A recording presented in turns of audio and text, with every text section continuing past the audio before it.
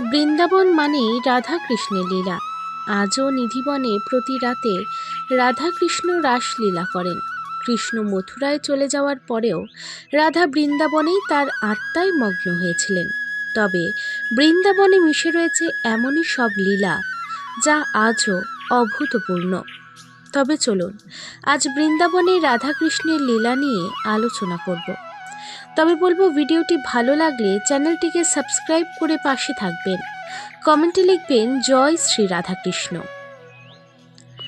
স্থানীয় বাসিন্দা ও মন্দিরের পুরোহিতদের মতে বৃন্দাবনে নিধিবনে যেসব গাছগুলি আছে সেগুলি আসলে বাঁকে বিহারীর লীলা খেলার সঙ্গী গোপিনীর দল।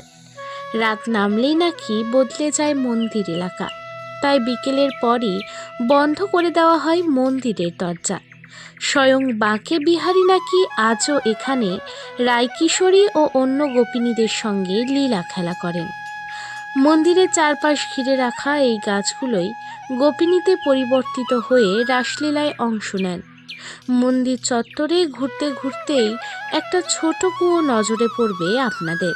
মনে করা হয় রাসলীলার সময় একদিন রাধা তৃষ্ণার্ত হয়ে পড়লে তার তৃষ্ণা মেটাতে স্বয়ং শ্রীকৃষ্ণ বৃন্দাবনে কুয়োটি তার বাঁশি দিয়ে খনন করেছিলেন। সন্ধ্যা আরতির পরই এই মন্দিরের সমস্ত দরজা জানলা বন্ধ করে দেওয়া হয়। বাইরে বের করে দেওয়া হয় সমস্ত ভক্তদের এবং পুণ্যার্থীদের। সকাল পর্যন্ত এখানে যে কোনো কারোর প্রবেশ নিষেধ। নিধিবনের মহারাসলীলা কাউকে চাক্ষুষ করতে দেওয়া হয় না।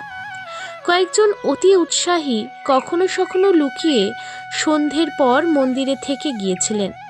সকালবেলা তাদের হয় মৃত, নয়তো পাগল অবস্থায় উদ্ধার করা হয়। সকলের মতে সন্ধ্যের পর বন্ধ মন্দির থেকে ভেসে আসা ঘুঙুরের শব্দ অনেকেই শুনেছেন। রাধাকৃষ্ণকে সন্তুষ্ট করতে সন্ধ্যারতির পর পুরোহিতরা এখানে শাড়ি, মিষ্টি, চুড়ি, পান এইসব রেখে যান। সকালেই সেই সব কিছু ছড়ানো ছিটানো অবস্থায় পাওয়া যায়। মিষ্টি পান কেউ খেয়েছে বলেও বোঝা যায়। মনে করা হয় এই মিষ্টি পানটি রাধারানী খেয়েছে। আরও একটি কথা আছে, চলুন আপনাদের শোনায়। ভান্ডির বন। বৃন্দাবনে অবস্থিত ভান্ডির বনে ব্রহ্মা স্বয়ং রাধা ও কৃষ্ণের বিবাহ সম্পন্ন করেছিলেন। রাধা ভান্ডির্ব বিহারী মন্দির রয়েছে সেখানে কৃষ্ণর সাথে গিয়েছিলেন এবং কৃষ্ণকে রাধার মাথায় সিঁদুর পরাতেও দেখা যায় এই মন্দিরে, যা হিন্দু বিবাহ অনুষ্ঠানে একটি গুরুত্বপূর্ণ বিবাহ অনুষ্ঠানের প্রতীক। এই মন্দিরের কাছে রয়েছে বেণুকূপ। এটি একটি পবিত্র কূপ। বিশ্বাস করা হয় এই কূপটি শ্রীকৃষ্ণ তার বাঁশি দিয়ে তৈরি করেছিলেন, যেটা আমি আপনাদের আগের গল্পতেই শোনালাম। এছাড়াও একজোড়া রয়েছে বিশাল বটগাছ, যার নিচে রাধা এবং কৃষ্ণের বিবাহ অনুষ্ঠিত হয়েছিল। আর একটি গল্প শোনায়। নিধিবনের রংমহল বা রাধারানী শৃঙ্গার ঘর আজও ভক্তদের জন্য এক রহস্যময় স্থান, যেখানে প্রতিদিন সন্ধ্যায় প্রদীপ ও পালঙ্ক সাজানো হয়। তবে বুঝলেন তো, কত লীলা রয়েছে বৃন্দাবনে শ্রীকৃষ্ণ ও রাধার। শেষ গল্প বলি, শুনুন। কেন রং খেলা শুরু হয়েছিল বৃন্দাবনে? পৌরাণিক গাথা অনুযায়ী ছোটবেলায় শ্রীকৃষ্ণ তার মা যশোদার কাছে গিয়ে অভিযোগ করেছিলেন, মা, রাধার গায়ের রং এত উজ্জ্বল এবং আমার গায়ের রং এত কেন শ্যামবর্ণ?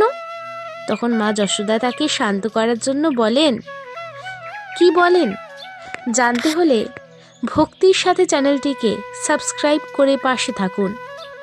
পরের ভিডিও নিয়ে জলদি আসছি। আজ এই পর্যন্তই। ভালো থাকবেন, সুস্থ থাকবেন